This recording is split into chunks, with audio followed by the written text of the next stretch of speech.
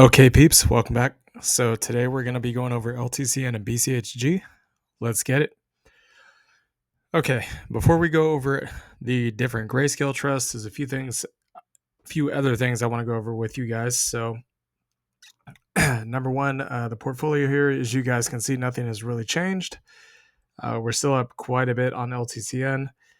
And a lot of you have been asking, why did we sell BCHG? Why did we get out of it?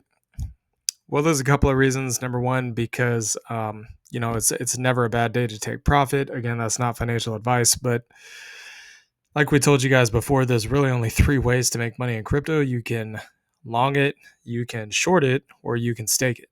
Now, how you choose to do about that or go about that, whether you position trade, swing trade, day trade, invest, um, do some kind of arbitrage, whatever the case may be, that's entirely up to you. But there's only three ways to make money on it. It's possible you could lend it too, but the SEC has been kind of anti-lending, quote unquote. I'm not going to say that as a fact. That's just my opinion based upon what I've seen and read. But whether they are or aren't doesn't really matter to me. What matters in this situation is the fact that we have decided to take profit. Now, a $4,500 profit is actually not even our biggest trade. It's the biggest trade we've ever made since we've created this channel, but the biggest profitable trade that we've ever made has actually been around 13,000. So it's up there in terms of numbers, but definitely not the biggest by far. So anyways, as you guys can see, we still have all the positions. ETCG is slightly out of the money. HZEN, again, is slightly out of the money. We're waiting for HZEN to get down to that support zone. We haven't seen it yet.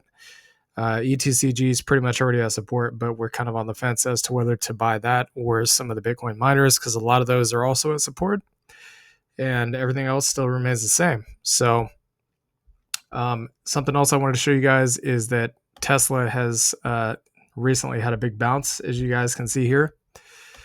So we'll take a quick look at that at the end of this video after the grayscale trust. But as you guys can see, Tesla had a huge, absolutely massive bounce, and Tesla was about equal to this. I think Tesla's up 100 or 10% from about 140 to 160, somewhere in there. So you guys can see we're still down quite a bit. So it's getting up there, but it's got a ways to go to get back to break even. And of course, we still have our initial shares. This used to be 550 shares before they had the stock split. And we have quite a bit invested just into this position. So I suspect this number right here is probably going to go up at market open tomorrow, but we shall see. Again, we're going to get into the charts at the end of this video, but as you guys can see here, down quite a bit, but we also got quite a bit of dividends, and there's more dividends coming up next month. And if the price rises pretty much until the next payout date, then perhaps the gap between this number and this number will become less. So anyways, let's get into the charts now. Oh, there is one other thing I wanted to mention about the BCHG, us taking profits on that.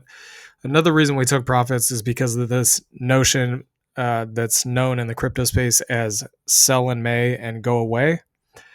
It's exactly what it sounds like, but don't freak out, and we'll talk about this later. It's not, it is well known in crypto, but it's not, that doesn't necessarily mean that it has to happen. So that's an entirely separate video. But basically, if the crypto market does have a dump in May, which could happen, but it's not guaranteed to happen, we wanted to take some profits off the table to kind of hedge our bets a little bit. And then, of course, if we get that drop, we'll buy back in at cheap prices.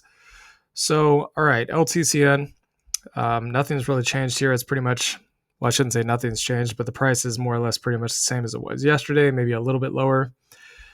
So we talked about this before. Pretty much what we're looking for is first a break of the trend line. As you guys can see here, we got it on the daily, and then we want to see one on the weekly. So when we saw a break of this trend line before, the move up was huge in the previous time that we saw it. And again, we'll do the measured move on this just to show you guys this one more time. It was about 273% to the upside from the time that it broke out until the peak. And again, you can see the breakout here above this previous resistance turn support on this candle. And then boom, we just rocket ship straight up for like basically 5 weeks straight. So now we need to see a weekly close above this trend line here, just like we saw back here. And if we get that, and also a close above this control bar here at this $50 level, which is the current resistance. I would say there's a strong likelihood we're going to head up to this zone up here between 100 to 135. The only other stopping point might be maybe at 75. That's because it was kind of heavily traded right here. As you guys can see, a lot of serious kind of taking profit and or trying to short the market here. This long wick indicates massive selling pressure. So again, if we do the measurement from the breakout point, assuming that this week is the breakout point, which it could be, could not be, we don't know, at least not yet, you guys can see the move would basically put us, if the percentage gain is equal to the previous one, it'd be the top of this resistance zone at 135. So that would put us roughly about a 3.5x the current price. Whereas the move on this previous move, you guys can see here, we started at 15, topped out at about 54, which again is roughly about 3.5x the price, so maybe a little bit more. Funny how that works out. So anyways, current support is 23, roughly about 23 to 27 bucks, somewhere in there. Your peak up here is going to be about $54, $55. So if we do the measured move to all of the potential stop zones, like where bears might be sitting, or there's major psychological or technical resistance, we'll do this from the bottom to the top. So to get back to that wick is about 127% from that support to the control bar, which is actually a little bit below that. It's going to be about 104% to get up to that $75 level, which is a psychological kind of slash trading level, 206%, and then up to the top of these zones, roughly about 296% and 443% respectively. Now you could just get into this trade based on this breakout if it was going to break out. But me personally, there's only two ways that I would do this. If I was going to swing trade this, and this is a swing trade, not necessarily like a long-term hold. If I was going to do it like this, I would either get in. Pretty much I'd be looking for something like a golden cross here. So you can see the yellow line. Well, it didn't really cross above the blue one, but pretty much when we got this yellow above the red, that would be my indication to get in, or potentially even this blue above the red and then some kind of pullback into the EMAs right here. Probably would have got in here and then pretty much just held this thing all the way up as long as it rode the EMAs, or even get in at the break of the trend. But again, you want to see this confirm above the trend on the weekly time frame. So still got 2 more days on that. So BCHG, still waiting for the break of the trend on the weekly. If we go down to the daily, you guys can see that we haven't gotten a break of the trend yet. But when we did get one back here, as you guys can see, kind of riding this price down here, and then boom, it was basically just a rocket ship straight up. So that last candle was about $4 and the peak was about 24 bucks or so. Looks like about 24 bucks. So if we get something like that again, and again, there's no guarantee it's going to happen, but of course we want to see a break of basically a break of this trend line on the daily, the weekly, and then a break of this resistance zone with a candle close above it, kind of like this. If we see something like that, plus a little bit of follow through on the following week and or day, I would say it's pretty much green light after that. This thing's going up. However, yeah, if we were to get a 6x from this price, you'd be looking at a price of almost $100 pretty much. So that would be kind of insane. It'd be like somewhere up here. So yeah, pretty much exactly that. So about 478% gain. Again, there's no guarantee that's going to happen. You guys can see the Fibonacci levels here. If you want to go see that video, we did make a video on it. Basically, it's called max price targets on Grayscale Trust or something like that. You guys can go look it up in your own time. But as for right now, we're just waiting for the breakout. So support is $10 to $12.60. Resistance is $18.80 to $20, and the wick high up there is at $24. So again, it is moving into this resistance, but we would need to see a break of the trend line and the resistance for it to be confirmed to move up higher. So basically from support to resistance, about 60% to 80%. And then the move up to the wick there is about 109%. Again, we're only measuring these zones because we haven't had a breakout of it yet. And we cover this content pretty much every day, so you guys will know pretty quickly if this thing is actually breaking out or not. And plus, we also post about it on X. So if you guys want to see it there, just follow us on X. So HZEN current support is $3.76 to $4. This is the level that we're waiting for down here to get in. Once we see it, we're probably just going to go ahead and drop $1,000 immediately at that level. So $7 to $8 is the resistance. And then above that, roughly about $11.50 to $12.30. So again, we had a breakout and then a breakdown. So this was kind of a fake out or a fake breakout, if you want to call it that. So confirmed breakout, sell back, retest, and then break below, and then retest. And it now currently looks like it wants to go short. So this thing looks like kind of a mini tweezer top here, which is bearish. So perhaps a sell to the downside is coming. We'll just have to wait and see on that. But the drop from the current price to support is going to be about 33%. And if you wait to buy in here, assuming it goes back there, you'd be looking at about 73 to 104% up. And then at that wick high, about 161%. So ETCG, this is pretty much the only one that we are taking a look at buying right now because, again, it's pretty much perfectly positioned to pop to the upside. I mean, you have this trend line, you have the EMA sitting there, you have this channel. If we actually kind of move this line over, you can see it is now testing this previous resistance as support. There's no guarantee it's going to hold, but again, there's a lot of bullish confluence here. So the trend line, the channel, the EMAs, and the support zone all kind of lining up together. Which tells me that there is a very, very high likelihood that this thing is going to bounce sometime in the immediate short term to the upside. Again, not a guarantee, but I do think it's likely to happen. So current support is between 13 to about 1570. Current resistance 1770 to about $20. And assuming we get a bounce just to get back to the top of the support, it's about 20%. And then you're looking at roughly about 33% to 51% to get to the next level above us. So GXLM, again, it does look like it's wanting to bounce off of this kind of the top of this wedge pattern here. But again, we had similar to HZEN, we had a breakout, then a fake out. So it looks like the bulls are trying to buy off of this trend line, but the bears are also trying to kind of hold the price down, as you guys can see based on this red candle here. So I would once again say that this thing probably stops somewhere between $34 to pretty much somewhere along this trend line, so about 40 to 42.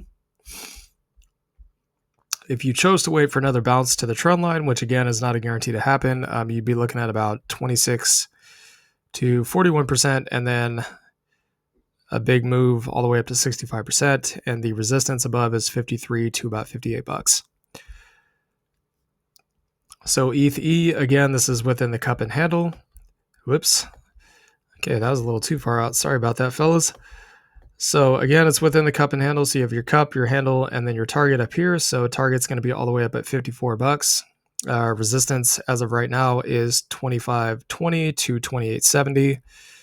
Above that's going to be about $40.75 to $47.50. But again, we won't really talk about that until it gets to that point. So, and then the most current support zone is down here, roughly about the 1718, somewhere there, and then along this trend line. So I would say currently anywhere between roughly about 2150 to as high as 25. Do whatever you want to with that. If I was going to get in based on this trend line here, I'd get in roughly about the top of these candles, because again, that's kind of double support there. So my highest price point, I'd be getting in roughly about $21. You'd be looking at about 21 to 40% move. 72% move just to get back up to that candle up there. And then if we measure this from roughly about that level to the cup and handle target, roughly about 150%. So Zcash, this one did have a bounce, and we were not able to get in fast enough on this level to actually get into this position at the level we wanted. It literally was only there for 2 days, and then it took off. So we kind of missed our chance. That's okay though. There's plenty of opportunities in crypto and stocks, so not to worry. But again, it does look like the bulls really wanted to buy at that level, so it pretty much just shot up straight after that. Anyways, current support $4.30 to $5. Current resistance $7.40 to $8, and the wick high up there is $10.20. So to get back down here, you'd be looking at about 27%. To go from this support to the higher levels, you'd be looking at about 57%, 71%, and 118% respectively. So GSOL holding the trend line. I'll say this one more time. I would not buy up here. It could go higher, sure, but it could also go lower. The reason I have this trend line in here is because I'm expecting at some point this thing to break and come down. It doesn't, guys, it doesn't mean I'm bearish on Solana. I'm not bearish on Solana, okay? I just don't want to pay for something that I consider to be overpriced compared to a lot of other altcoins in the market. And we're going to go over that in a separate video because we did say we were going to talk about native cryptos. So we'd be looking to buy this thing probably as low as 172 to about 200 bucks, and maybe as high as about 230-ish.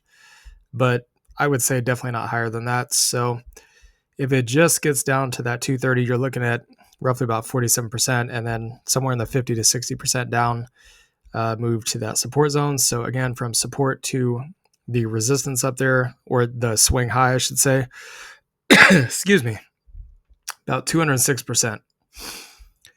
So mana, again, I think this thing pretty much is going to bottom somewhere between 17 to 20 bucks. That's your strongest level right there. That's where all that price action is. And this wick right here did try to come down and touch it. So as of right now, the peak is up there at 70. We did have a breakdown out of this triangle. So from that support to the wick high up there, you're looking at roughly about 273%. GBAT, same thing. So you got your kind of trend line here. Boom, we broke down. I'm expecting this thing to bottom at roughly about $10 per share, somewhere in there. If it does, we're definitely going to be buying the dip on this pretty much immediately. I mean, we will be watching this thing like a hawk. Let me tell you right now. So the move from there to the wick high is going to be roughly about 236% on that. G-Link, very similar to the previous chart. You got a breakdown. I'm assuming we're probably going to get a retest and then maybe a push downwards. That's generally how bears try to sell the market. That's one way anyways. So I suspect this thing's probably going to stop somewhere between roughly about 65 to 83 bucks. And of course, the wick high up here is roughly about 220. So if we do the measurement on that, you guys can see that the move would be about 200%. So Phil G, kind of chopping around, but you can see this thing's creating higher lows, or I should say, sorry, lower lows and lower highs. That's generally speaking a bearish trend. So you have your high, low, lower high, lower low. This could be a lower high and then maybe a push down again. I'm suspecting this thing's probably going to stop somewhere around that $66 level. There's a lot of price action there, so presumably that is where it's going to stop. And again, the high up there is roughly somewhere around 400 bucks, I think. So the move up, if you waited that long to get down at those prices, would be huge. It'd be 539%. So I don't know. Is it worth the wait? That's up to you guys. So GLIV, this thing is selling off, as you guys can see right here. Let me move this back real quick. So yeah, I was kind of going nowhere for a few weeks, just chopping around, and then decided it wanted to sell off. I would still reiterate, as we've said before, that these wick lows and where these candle highs is roughly going to be the bouncing point, in my opinion. So somewhere between 26 to 28. Could it go lower? Absolutely, that's possible. If it does, probably look for somewhere between 12.5 to 15 bucks at that point. And the wick high up here is about $80. So we'll do the measure move from the $26 level and all the way up to 80 bucks. Whoops. So that is not very accurate. Let me redo that. So about 197% move on that. Okay, so let's take a look at Tesla. Because I did promise you guys I would do this before we close out here. So let's take a look at Tesla. A reason why we're looking at this is because, again, there's a lot of people that own Tesla. We own Tesla. We put like just shy of over 5 figures into this position because that's how bullish we are on Tesla. I mean, buying into something like Tesla only really makes sense if you're bullish on the underlying stock. And we're very bullish on Tesla. Tesla is a very futuristic kind of company. It's already in the Mag 7. And a lot of the future tech that they're talking about making hasn't even come into the mainstream yet. Okay. Electric cars are not mainstream yet, fully mainstream, fully adopted. robots, AI, space exploration. I could go on and on about this, but I mean, we have not even seen the tip of the iceberg of what this thing could be. So we're personally bullish on that, on Tesla and Tesla. Whether you guys are or not, that's up to you. But something I do want to point out here. So as you guys can see, well, we actually have to go over here on the daily so you guys can see the price was going down, but the RSI was going up. That is what's known as bullish divergence. So we are expecting a move to the upside here. Is it guaranteed to happen? No. But at this point, is it likely to happen? I would say yes. Reason being, earnings just happened, and apparently they were pretty bullish. So earnings were pretty much on the same day. As you guys can see, that we bounced off of this multi-year trend line. Okay? This thing has been in place since October of 2019. It is now May of 2024. That's almost 5 years that thing's held through the pandemic. It held through the pandemic dump. It held through the 2022 bear market. So in my opinion, the likelihood it's going to break is extremely low. I think I can't guarantee this is the bottom for Tesla, but I would say there's a strong likelihood we at least get a bounce up here to $215 or so, somewhere in there. But again, no guarantees, but I would say the probability is extremely high at this point that we see a move up on Tesla and Tesla. If for no other reason than at least in the immediate short term, up roughly about $70 a share or so. And you guys can see that earnings, they missed slightly, but again,